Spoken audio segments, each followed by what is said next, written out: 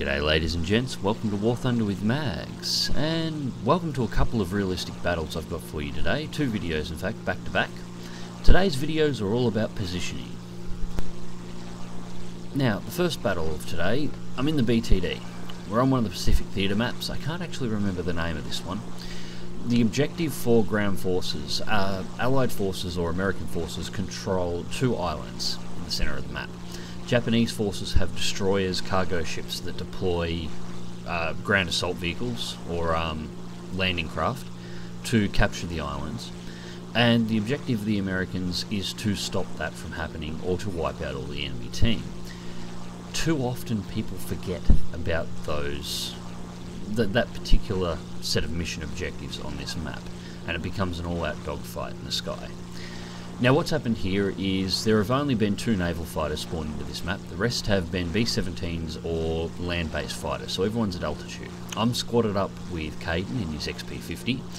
Now, as I've just taken off the carrier, I'm only just at about 4,500 feet, still climbing at this point. Caden is halfway through his gravity turn to enter orbit, as the XP-50 does. At this point I was trying to work out exactly how to get up there and, be useful to the team, until he shoots me through a contact. Now, what he just let me know via comms is he's been playing Count the Dot all the way up there at altitude. And at this moment, the entire enemy team, all their bombers, all their fighters, everyone that is currently on that list, is currently climbing to altitude and is near the same altitude as he's currently at. The Japanese plane's climbing a lot faster than their American counterparts, and the bombers obviously spawning in at height. So everybody's going for high altitude. Now, normally everyone screams, climb, climb, climb in order to try and win a match, and for the most part this is true. You do need most of your team at altitude to give your team the best chance of winning. Notice that I say most. You want one or two fighters, depending on the number of enemies on the number of players on the enemy team, at around a mid-altitude. Their job is to stop people like me doing what I'm about to do to the Japanese. So as you can see, the first targets are starting to light up amongst our fighters up at altitude. One of our B-17s have dropped down. Now, I had no voice comms to this B-17, but we worked perfectly. He dove in first, blew all his altitude to get in very quickly, and delivered. He was obviously carrying max payload, some pretty large bombs. He goes through and begins pinpoint bombing the destroyers that deploy the landing craft at every single spawn site through the Japanese side of the map. He then continues on bombing all of the Japanese destroyers except for the ones that are escorting the carriers. This only leaves the landing craft that are on the map as the only ones there. Without those ships, they can't spawn in anymore. All the enemy fighters are currently at altitude. They can't see me yet, although I imagine I've probably been lit by now. But I'm a very low priority. They're currently engaged in a dogfight. I'm about to go through and win the match. Now, I stress again, the reason why I was able to do this to the Japanese team was because nobody was in a position to be able to stop me from doing it. All the fighters that they did have were at altitude. Very few were loathing to come all the way down here to shoot a single BTD that was attacking ground targets, even though those ground targets are required for them to be able to stay in the match. So, air brake on as I make the first pass. It's been a while since I've been doing ground attack in the BTD, so my aim was a little off. Go combat flaps to bring it around. I'm not particularly worried at this point. I've been watching the area, and even the AI isn't near me at the moment. The nearest fighter to me is about 10 kilometers away, so I have plenty of time to just go through. 1, 2, 3, triple strike. Fold it all up, go to the next group. Now they've only got 4 spawn-ins of landing craft, and I've just eliminated one of them. As you can see, the B-17 has gone through and taken out all of the destroyers. There's nothing left but wrecks floating on the water. They're not getting any more.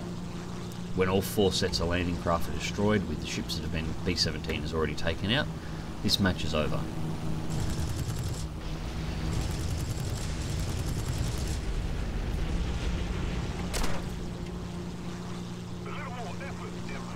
I am keeping a watch out because I imagine at some point somebody is going to notice the BTD that is mulching all the landing craft and come down here and try and stop me.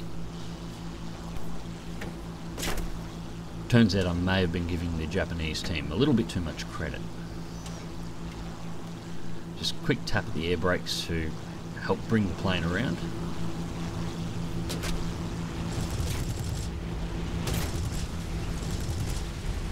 Another 2 out.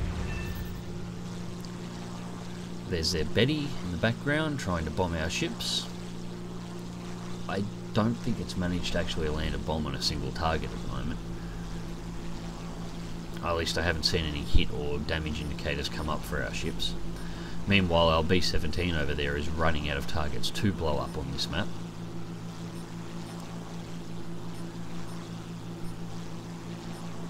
Nothing but AI nearby. Now, ahead of us. Spot the KO-61. Finally, somebody has come down here to engage the aircraft attacking the ground forces. A single KO-61. Problem is he picks the wrong target. The B-17 has already taken out all of the ships, excluding the ones escorting the carriers. He's out of bombs. He's no planning on reloading. He's of no threat to anything else down here at low altitude. And this KO-61 is completely tunnel visioned. Never even sees me coming. Now, of course, I'm set for ground attack at the moment, so I've got an 800 metre convergence on. Long range shooting is not a problem. Take the wing off the KO-61.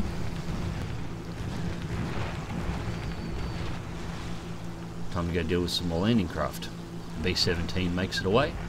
Now, at this point, what I was doing is actually racing the air targets. Caden was getting attacked by multiple fighters at once. There was nothing I could do in a BT-1 to support him up here except to try and end the match faster than he could die. Unfortunately, he just died. So I was about 60 seconds too slow in taking down all the ground targets. One left, and the last B-17 drops a bomb on it. Match over. So, team results. First place with 13 ground targets and 1 air target. I got the fighter medal, the bomber medal, and the bulletproof medal. Came in at 62,379 Silver Lions, 2,765 aircraft research points, and that was with premium, without a double. Not a bad match, and all because the enemy team was just simply not in a spot to be able to stop me from doing it. So let's have a look at the other end of the scale. Now, this is a match over Berlin. I am flying as the Germans. I am in the new Focke-Wulf 190A-8, and I do like this aircraft. It's dead stock at the moment. This was one of the first battles I've ever had in it. And I'm squatted up here with Morpie from Reddit 1, and he's in his fully upgraded G6. We've just been climbing for altitude, and we've just encountered our first LA-7. So we've made a 90-degree turn, we've put them off to give the LA-7 a deflection shot, and to put us in a position so we can go very rapidly, go evasive, and pull out of his guns. He doesn't seem to be overly interested, however. He continues flying on a straight path towards the rest of our swarm.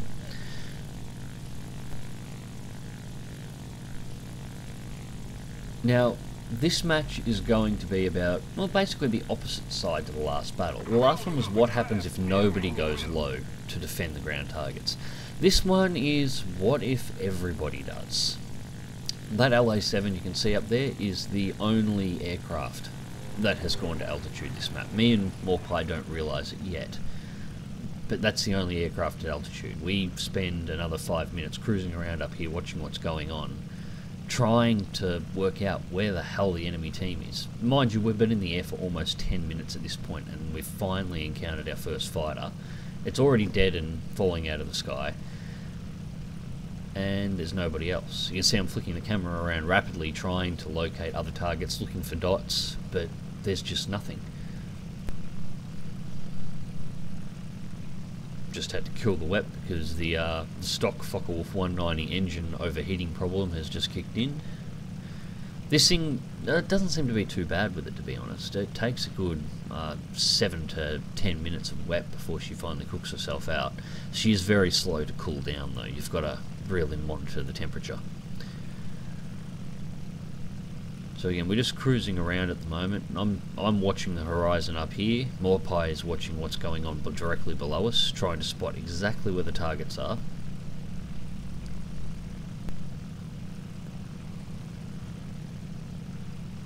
Yeah, I still cannot believe that there's nobody else up here. The key to beating the Germans in any realistic battle, even though, well, you're quite often sure you cannot take the altitude from them, you at least have to challenge them at altitude. If you don't meet them up there and cause the fight, they have no reason to lose any of the energy that they're building in the lead up to the match. If you all go ground pounding, you're basically surrendering your chance at victory to them, because they have all the time in the world to set up to boom and zoom you to death.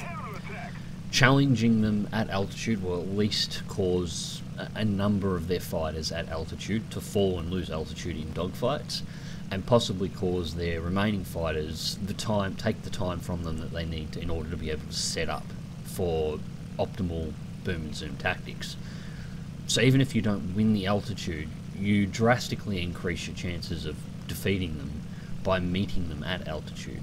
This was the first time in ages that I've ever seen a team that didn't even try and challenge. They just never showed up. We were all sitting here ready for a fight at altitude, and nobody presented themselves.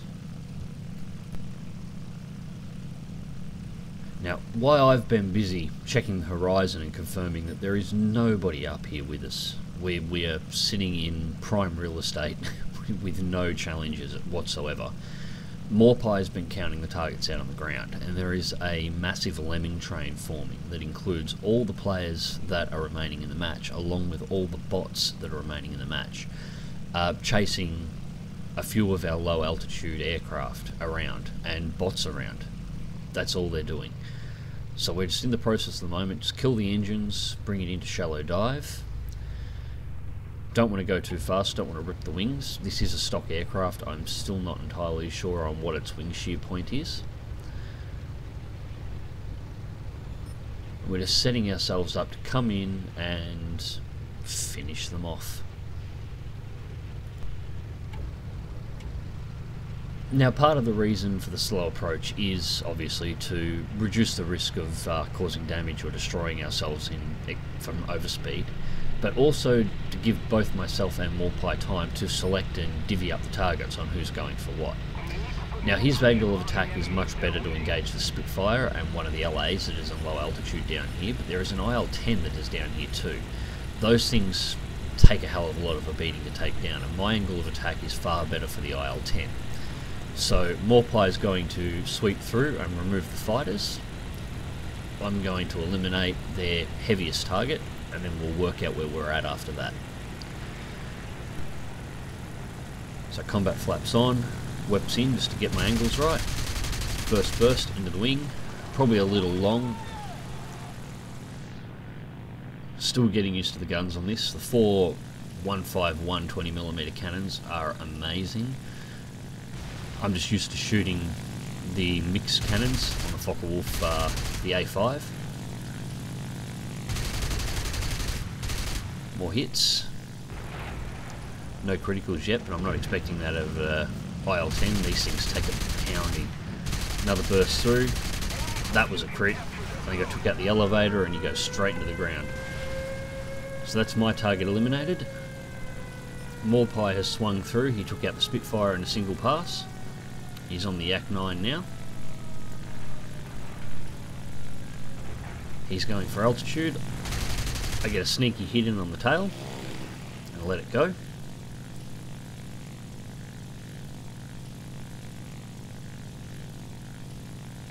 I'm just positioning for a second shot if needed, but Morpai is getting ready for his dive.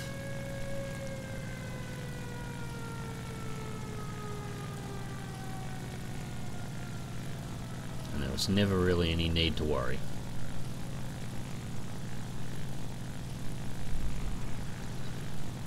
Yak 9 eliminated. That was pretty much their whole team, 4 aircraft taken out within 10 seconds. and there was nothing that they could do about it. There's nothing left in this battle except the AI, which we just go through and clean up now.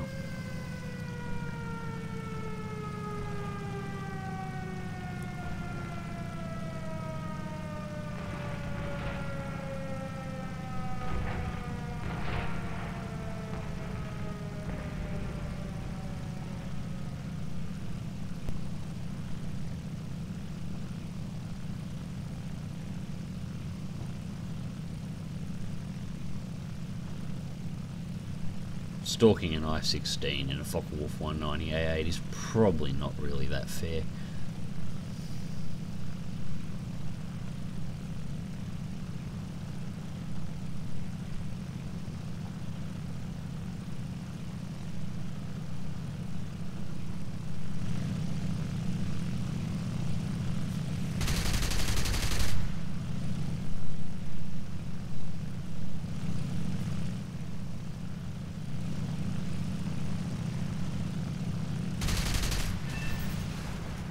I won't put you through the rest of this. Let's go through the battle results.